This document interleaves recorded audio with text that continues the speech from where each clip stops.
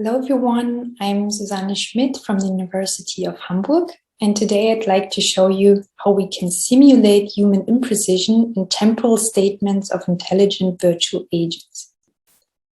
I'd like to start with a short Turing test. So for the next video, your task will be to decide whether I'm talking to a real human, my colleague Celeste, or to a virtual agent.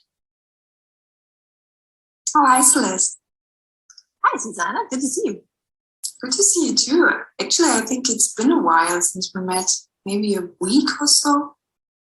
Yes, actually, I believe it's been about 8 days, 2 hours, 31 minutes, and 46 seconds. So I hope that you also concluded that this behavior didn't seem that natural. While this was a real human simulating a virtual agent, the point is that in the next couple of years, we will achieve virtual agents with this perfect appearance, perfect speech, and perfect intelligent behavior. But still, they won't pass the Turing test. And this is because humans are also characterized by imperfections. They also have speech disfluencies, sometimes illogical behavior, or a limited memory capacity. And the last one is one reason for temporal imprecision.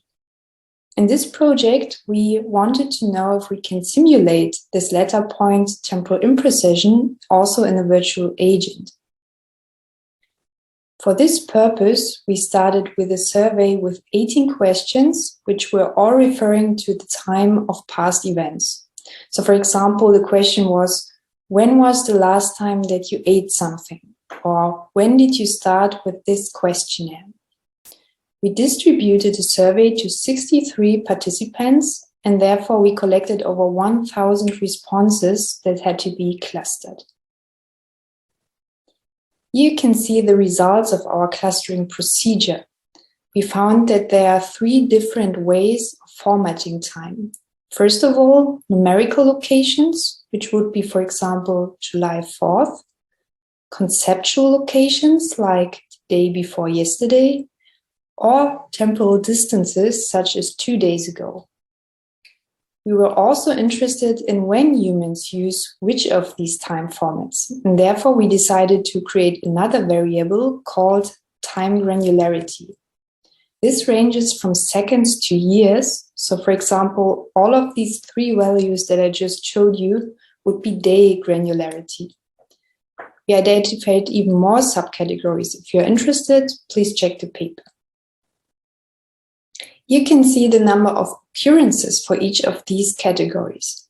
Apparently, numerical locations are more often used with minute or hour granularity, while conceptual locations are most often used with day granularity. We also considered which different temporal distances people use and found that there are certain reference points for rounding. So for example, values like 5 minutes, 30 minutes, 1 hour were used way more often than values like 27 minutes. This is somewhat to be expected, and we were able to empirically identify the complete set of most commonly used reference points. In the second user study, we transferred the identified temporal patterns to an intelligent virtual agent. For this, we decided to use a within-subject design with 4 conditions. In 2 of them, the agent was responding in a very precise way. In the other 2 conditions, the agent was using imprecise language, so for example, statements with day granularity or rounded values, or words like approximately. We hypothesized that for imprecise statements, the agent will be perceived as more believable, but also less useful, which would result in some kind of dilemma. Therefore, we decided to also include human coping strategies with limited memory. And if you think about it, one typical strategy would be to use a memory aid, for example, a calendar or notes. Therefore, we introduced second variable memory aid here to also cover this in our study. 24 participants performed all of the 4 conditions. In each condition, they had to answer some questions with the help of a virtual agent. Sometimes the virtual agent was providing very precise responses, sometimes imprecise ones. Sometimes the agent was responding immediately, or she was checking digital notes that she had on her virtual laptop. Here you can see our results in terms of perceived anthropomorphism. On the x-axis, there are the two levels of precision, and the dark blue line shows that virtual agents without a memory aid were perceived as significantly less anthropomorphic when they use precise answers instead of imprecise answers.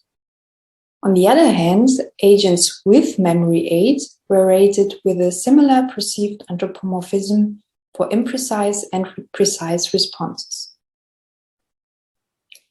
For usefulness, we surprisingly found a significant main effect of memory aid.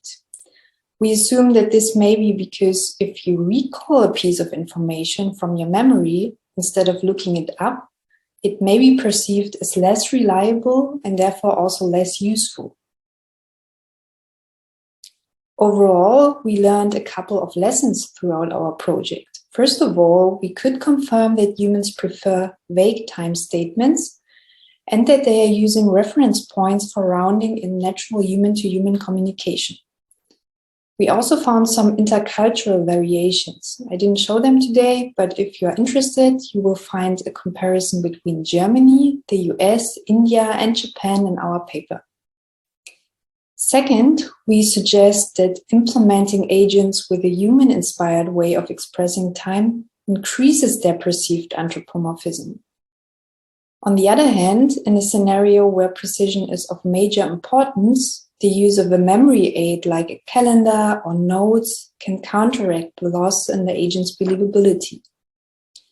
And finally, we also found some context-dependent user preferences. So for example, for virtual assistants, most participants would prefer very precise responses. But for virtual coworkers or virtual friends, most participants would prefer imprecise responses. Yeah, and with that, I'd like to conclude the presentation. Thank you a lot for your attention.